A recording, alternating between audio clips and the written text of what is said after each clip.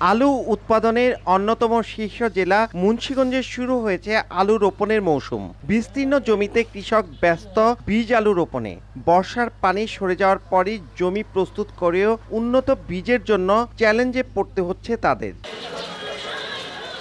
Holland থেকে আমদানিকৃত বীজের ৫০ কেজির প্রতি বাক্স আলু বিক্রি হচ্ছে অন্তত ২৫,০০০ টাকায়। গেল বছর একই পরিমাণ বীজ আলুর দাম ছিল ৭ থেকে ৮,০০০ টাকা।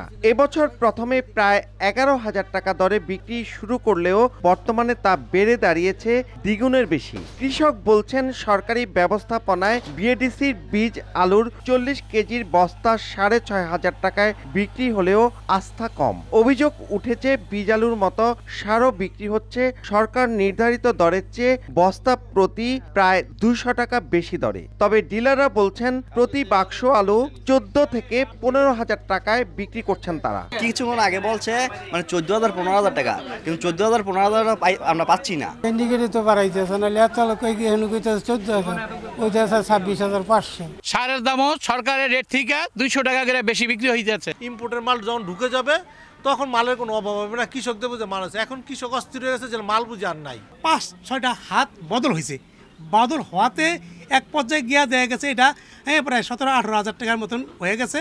পরে আরেকজনের নিচে আবার ২১,০০০ টাকা কিনা। তবে বেশি দরে বিক্রির বিষয়টি গ্রহণযোগ্য নয় বলছে কৃষি বিভাগ। আপনারা সর্বোচ্চ বিক্রয় মূল্য বক্সের গায়ে লিখে দেন, এটার উপরে কোনো দামে বিক্রি হবে না। এই কাজটা আমরা করার চেষ্টা করছি। চলতি মৌসুমে আকাশ পথে ৩০০ মেট্রিক টন এবং নৌপথে ৩৫০ মেট্রিক টন বীজ আলু হল্যান্ড থেকে আমদানি করা হয়। জেলায় এবছর ৩৪,৬৫৫ হেক্টর জমিতে আলু রোপণের লক্ষ্যমাত্রা নির্ধারণ করা হয়েছে।